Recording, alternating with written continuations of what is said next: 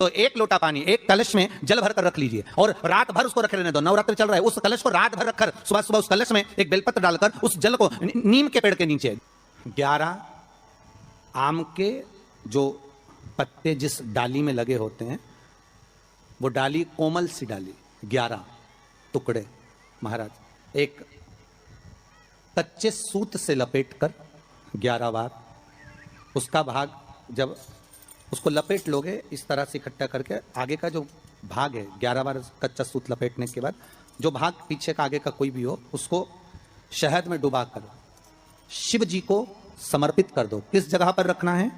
अशोक सुंदरी वाली जगह। अशोक सुंदरी की जगह जानते हो आप लोग, पहले भी आपको बताया है, आज फिर आपको वर्णन कर दें। जैसे ये गोल जलाधारी है, ये शिवलिंग रखा है, ये दो जहां से पानी बह रहा है बाबा के चरणारविंद, राइट में श्री गणेश जी का स्थान, लेफ्ट में कार्तिकेय का स्थान, बीच में अशोक सुंदरी की जगह। शंकर भगवान की 6 लड़कियां हैं। भगवान शंकर के 13 बच्चे, 13 बच्चों में से 6 लड़कियां, उस 6 लड़कियों में से एक लड़की का स्थान, भगवान शंकर की एक बेटी का स्थान, अशोक सुंदरी का स्थान सामने। पद्म पुराण में स्पष्ट किया यह स्थान अशोक सुंदरी का। शंकर भगवान की जलाधारी में पार्वती जी का हस्त कमल, ऊपर से जो एक एक बूंद पानी गिरता है, यह शंकर भगवान की 5 लड़कियों का स्थान है। जया, विषहरा, शामरी बारी, दौतली और देव। शंकर भगवान की 5 लड़कियां भगवान शंकर के मस्तक पे जल की धार गिरा रही हैं। बीच में जो अशोक सुंदरी का स्थान है महाराज, उस जगह पर शहद का मुख, जो शहद आपने भिंगोया है, उस शहद का मुख शंकर जी की ओर कर कर इसी चैत्र के महीने में, इन्हीं नवरात्रि में शंकर भगवान के उस अशोक सुंदरी की जगह पर शहद का भाग शिव जी की ओर रख दें। महाराज अगर घर में संपदा की कमी हो या कोई पैसा खा गया हो, रुपया नहीं दे रहा हो, पैसा अटक गया हो, तो उस शहद को शिव जी की ओर मुख कर कर उस आम के पल्लव की जो डंडी है उसको 11 डंडी को वहां रख दीजिए और उससे अपनी कामना कर कर आ जाइए। हो सके उस शहद में से थोड़ा सा शहद किसी रुमाल पर किसी कपड़े में लगाकर उसको रख लीजिए। जिस व्यक्ति से पैसे लेना है, जिस व्यक्ति से पैसे मांग रहे हो, उससे एक बार जाकर मिल लीजिए, एक बार उसको खबर कर दीजिए। बाबा चाहेगा भोलेनाथ तो नवरात्रि में ही पैसा वापिस आ जाएगा, अगर शिव कृपा कर दे। ये बाबा की करुणा। आम का पल्लव कोई साधारण नहीं जिसको कलश के ऊपर रखा जाता है, शिव की कृपा। जिस आम के पेड़ पर स्वयं कामदेव चढ़कर भगवान शंकर के तीसरे नेत्र द्वारा जलकर भस्म हो जाते हैं, वो आम का पेड़ साधारण नहीं हो सकता, सहज नहीं है। और वैसे भी शिव शिव है महाराज। आम का जो पत्ता होता है, आम का जो पल्लव होता है, उस आम के पत्ते पर हल्दी और सिंदूर, इन दोनों से स्वस्तिक का निर्माण किया जाए। देवी भागवत का संवाद है, बहुत ध्यान देना महाराज। जिन कन्याओं का विवाह ना हो, पंचमी के दिन, नवरात्रे की कोई सी भी पंचमी, मतलब जो पंचमी तिथि पड़ेगी, कोई भी नवरात्र हो, चाहे वो 4 नवरात्र में से, चाहे वो पौष का हो, अश्विन का हो, चैत्र का हो, आषाढ़ का हो, किसी भी नवरात्रि में आप कर सकते हैं। एक पान के पत्ते पर, एक ही पत्ते पर जो 2 स्वस्तिक बनेंगे, एक हल्दी का बनेगा, एक सिंदूर का बनेगा। बस अंतर इतना है, जो हल्दी का स्वस्तिक है उस पर कंकु के चावल अर्थात रौली के चावल, रौली कुंकू के चावल रखना है, और जो सिंदूर का है उस पर हल्दी के चावल रखना है। इतना रखकर जिस लड़का लड़की का विवाह नहीं होता उसकी हथेली पर रखकर उसका नाम और गोत्र बोलकर महाराज उसको ले जाकर नीम के पेड़ के नीचे उसको रख दिया जाता है। मात्र 3.5 या 4 महीने ऐसे रहते हैं जिसके अंदर उस लड़का लड़की का विवाह पक्का हो जाता है। जिसका विवाह नहीं होता केवल उसी के लिए, जिसका मंगल विवाह ना हो रहा, आम के पल्लव में शिव का वर प्रदान है, आम के पल्लव में शंकर का आशीर्वाद, आम के पल्लव में शिव का आशीर्वाद। के दिन लोग देवी जी की स्थापना करते हैं, तो क्या स्थापना में क्या रखते हैं? कलश रखते हैं ना। तो कलश किस लिए रखा जाता है? कलश का क्रम क्या है?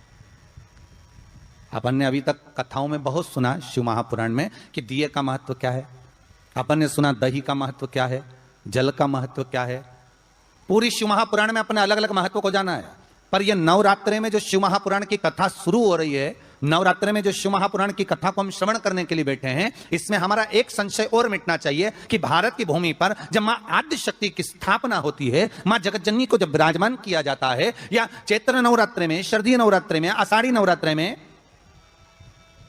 आदिकादिक पौष नवरात्रि में हम जगत जननी जगदम्बा की जब स्थापना करते हैं, या हम नूतन घर का प्रवेश करते हैं, या गणेश जी की स्थापना करते हैं, या कोई दुकान को प्रवेश करते हैं, या कोई शुभ कार्य करने के लिए अग्रण्य होते हैं, तो हम कलश की स्थापना क्यों करते? आखिर कलश में ऐसा क्या है?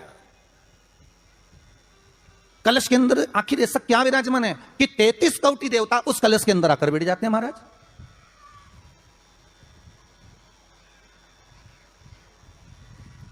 आप कोई यज्ञ करने जा रहे हो, आप कोई पोथी पुराण करने जा रहे हो, आप कोई अच्छा कार्य करने जा रहे हो, तो ब्राह्मण देवता कह देते कलश की स्थापना होगी, कलश की शोभा यात्रा निकलेगी, कलश यात्रा निकलेगी, कलश विराजमान होगा।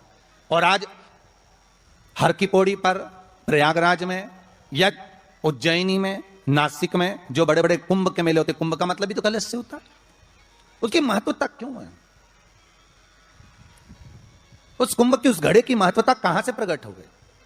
शिव महापुराण की कथा कहती है महाराज, भगवान ओघड़दानी शंकर स्वयं आद्य शक्ति जगदम्बा से कहते हैं कि जगदम्बा तू क्या चाहती है बोल। तो जगत जननी जगदम्बा कहती है कि जहां मैं हूं वहां शंकर है। ये आपने कह दिया, पर जहां शंकर है वहां पार्वती का होना जरूरी है। उसके लिए सिद्ध करने के लिए एक स्थान ऐसा बनाया जाए जहां पर शंकर विराजमान है और शंकर के साथ पार्वती विराजमान है। तो शिव जी ने कहा, पार्वती उसके लिए मैं तुझे एक सुंदर कलश का निर्माण कर देता हूं। कितना सुंदर लिखा है देवी भागवत के अंदर कि जहां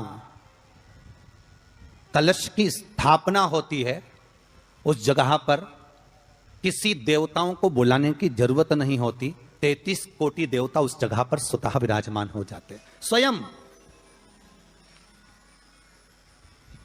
33 कोटि देवता स्वयं वहां विराजमान। और कितनी महत्वता कलश की महाराज। आप लोगों से भी निवेदन है, क्षेत्रीय प्रतिपदा है आज, जिनके घर में ज्यादा रोग हो, बीमारी हो, ज्यादा तकलीफें आ रही हो, कष्ट बढ़ रहा हो, बीमारियां बढ़ रही हो, या भय लग रहा हो, डर लग रहा हो, हृदय चित्त में कहीं ना कहीं आपको भय का भान हो रहा हो, तो एक लोटा पानी, एक कलश में जल भर कर रख लीजिए और रात भर उसको रखे रहने दो। नवरात्र चल रहा है, उस कलश को रात भर रखकर सुबह सुबह उस कलश में एक बेलपत्र डालकर उस जल को नीम के पेड़ के नीचे, जहां चैत्री नवरात्रि में नीम के पेड़ के नीचे सारी विद्याएं, आद्य शक्तियां, सारी देवी उस नीम के पेड़ के नीचे विराजमान रहती हैं। उस कलश में एक बेलपत्र डालकर रात भर रखकर उस जल को पूरे घर में घुमाकर उस नीम के पेड़ के नीचे समर्पित कर दीजिए महाराज। घर में भय लगना बंद हो जाएगा, कोई बड़ी बीमारी आपको घेरेगी नहीं और उस बीमारी से, उस रोग से आप मुक्त रहेंगे। उस बीमारी से, उस रोग से आप मुक्त पाएंगे, वो बीमारी आपको घेर नहीं। कलश का इस संसार सागर से उबरने के लिए हम भगवान की कथा को अपने हृदय में, अपनी चित्तवृत्ति में, अपने मन में उतार लें।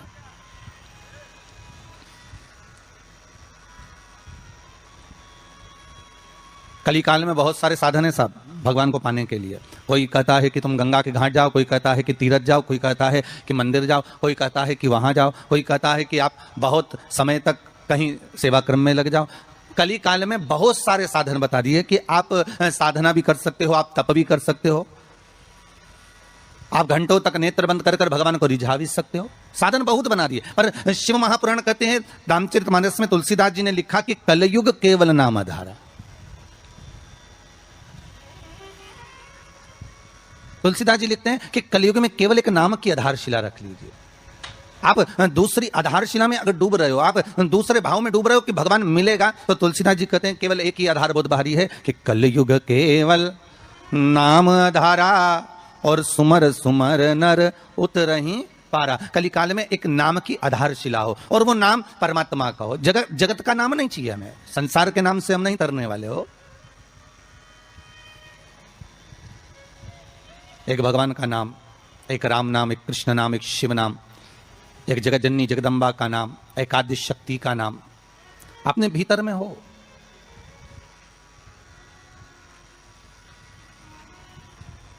और फिर जब उस परमात्मा का नाम हम इस हृदय चित्त से लेंगे, उस परमात्मा के नाम में जब हम डूबेंगे, तो उसका आनंद भी तो बहुत ध्यान देना महाराज। कलश का जो मुख होता है, उस मुख पर भगवान विष्णु का स्थान होता है। किसका स्थान है? भगवान विष्णु का। थोड़ा सा नीचे आओगे, जहां से कलश का मुख दबा हुआ होता है, वह जगह भगवान स्वयं शिव की होती है। किसकी जगह है? भगवान शंकर की। कलश का अग्रभाग, नीचे का भाग जहां से फैला हुआ होता है, वहां ब्रह्मा का आधिपत्य स्थापित होता है। फिर कलश का जो नीचे का भाग होता है वो भगवान शिव और शक्ति का स्थान होता है। कलश के बाहरी भाग में, जहां पर बाहर का हिस्सा होता है, उस कलश के बाहरी भाग में 33 कोटि देवताओं को भगवान शंकर ने लाकर विराजमान किया होता है। महाराज भगवान शंकर 33 कोटि देवताओं को निमंत्रण देकर उस कलश में विराजमान कर दिया। आप स्वर्ग जाएंगे ना जाएंगे इसका कोई गारंटी नहीं है। हम स्वर्ग जाएंगे ना जाएंगे इसकी भी कोई गारंटी नहीं है, ठीक है। पर इतना विश्वास जरूर है कि आप अगर भगवान शंकर का अनुमोदन कर रहे हैं, आप शिव नाम की चर्चा कर रहे हैं, आप शंकर की कथा को श्रवण कर रहे हैं, आप शंकर की कथा में डूबे हुए हैं, आप आदिशक्ति के नवरात्रे में शंकर का अनुमोदन कर रहे हैं, आप शिव अर्चना कर रहे हैं, आप शंकर का नाम जाप कर रहे हैं, आप शंकर का स्मरण कर रहे हैं, तो यह पक्का है कि आप बैकुंठ जाएंगे ना जाएंगे इसकी कोई गारंटी नहीं है। पर यह पक्का है कि आप अगर भगवान के नाम में डूबे रहे तो बैकुंठ अधिपति नारायण तुम्हारे पास जरूर आ जाएगा, यह पक्का है महाराज। आप जाएंगे ना जाएंगे उसके कोई बात नहीं है, पर भगवान स्वतः, नारायण स्वतः अपने पास आ जाए, इसका सुख है, इसका एक आनंद। तो हम दान कर रहे हैं, पुण्य कर रहे हैं, या हम कोई सत्कर्म कर रहे हैं, या हम कुछ भगवान के निमित्त हम ये सोच कर दे रहे हैं कि हम दान करेंगे तो ऐसा होगा, हमें स्वर्ग मिल जाएगा। नहीं नहीं, हमें स्वर्ग जाने की चाहत तो छोड़ देना चाहिए। कहा करऊ में बैकुंठ के जाए, मैं बैकुंठ जाकर करूंगा क्या? बैकुंठ की चाह इस मन को नहीं होना चाहिए। मन को तो यह चाह होना चाहिए कि मैं भगवान का इतना भजन कर लूं कि बैकुंठ का नाथ, बैकुंठ अधिपति स्वयं नारायण, कैलाश पर रहने वाले मेरे शंकर, द्वारका में रहने वाला मेरा कृष्ण, गौलोक में निवास करने वाला मेरा परमात्मा स्वतः दौड़कर मेरे पास आ जाए।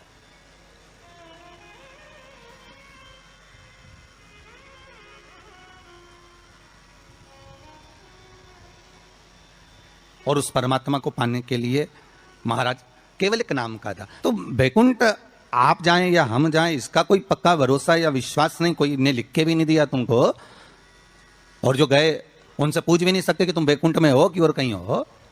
कि किसी ने फोन लगाया था गए हुए व्यक्ति को कि तुम कहां बैकुंठ में बैठे हो कि कहां हो, तो कोई बताने वाला भी नहीं है कि बैकुंठ गया कि नहीं गया, ये कुछ बोल भी नहीं सकते। पर एक बात और है महाराज, एक बात और अग्नि पुराण में कहा है कि किसी के प्राण छूटने के बाद अगर दुनिया के लोग जब उसको लेकर जा रहे हो, दुनिया के लोग उसको लेकर जाते समय दुनिया के लोग अगर बात कर रहे हो कि हाँ बहुत अच्छा था साहब, भगवत भजन में डूबने वाला था, स्मरण करने वाला था, दान करने वाला था, पुण्य करने वाला था, सत्कर्म करने वाला था, भगवान की भक्ति में डूबने वाला था, अच्छा व्यक्ति था, तो अग्नि पुराण कहती है ये मान लो कि वो जीव ने बैकुंठ का भाग ग्रहण कर लिया, वो बैकुंठ चला गया। और अगर किसी के जाने के बाद लोग करें अरे अरे भैया अच्छा हुआ मर गया, बहुत प्राण खाता था, बहुत तकलीफ देता था, बहुत कष्ट देता था, बहुत परेशान करता था, बहुत दुख देता था, तो समझो कि हाँ भैया वो फिर नरक ही गया होगा, क्योंकि वो दुनिया को भी कष्ट देता है। उसकी चित्तवृत्ति में, उसके मन में ये आ जाता है कि मैं कहीं ना कहीं किसी ना किसी रूप में बैकुंठ जाना चाहता हूं। तो शिव महापुराण की कथा कर रही है, बैकुंठ का भाग तुम्हारे भाव में नहीं आना चाहिए कि हम बैकुंठ जाएंगे और हम बैकुंठ जाने का प्रयास करेंगे। नहीं नहीं, हमें बैकुंठ नहीं जाना, हमें बैकुंठ अधिपति नारायण को यहां बुलवाना है, हमें भगवान विष्णु को अपने हृदय में, अपनी चित्तवृत्ति में, अपने मन में आमंत्रित करना है। और जब भाव होगा महाराज, निर्मल जब भाव होगा तो भगवान को मिलने में फिर देरी नहीं हो सकती महाराज। भगवान का चरित्र कह रहा है कि आपका हृदय जितना निर्मल होगा, आप निर्मल भाव से जितना भगवान की भक्ति को धारण करोगे, निर्मल भाव से आप जितना भगवान का भजन करोगे, निर्मल भाव से आप जितना भगवान को रिझाने का प्रयास करोगे, भगवान उतनी जल्दी प्राप्त हो जाए।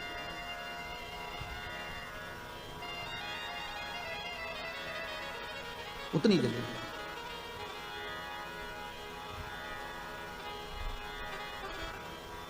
भाव कह रहा है महाराज कि ये जो भगवान ने जिब्या हमको दी है, ये केवल इस कली काल से उबरने का एक साधन दिया है।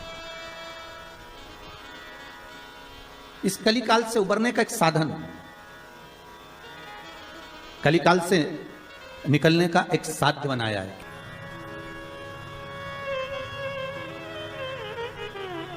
एक बार आद्य शक्ति मां जगत जननी जगदम्बा दुर्गा भवानी भगवान शंकर के पास जाती हैं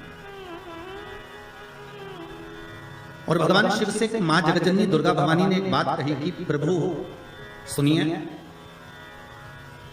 मैं जहां जहां पर हूं, मां जगदम्बा कह रही कि मैं जहां जहां पर हूं प्रभु आप वहां वहां पर हो ना।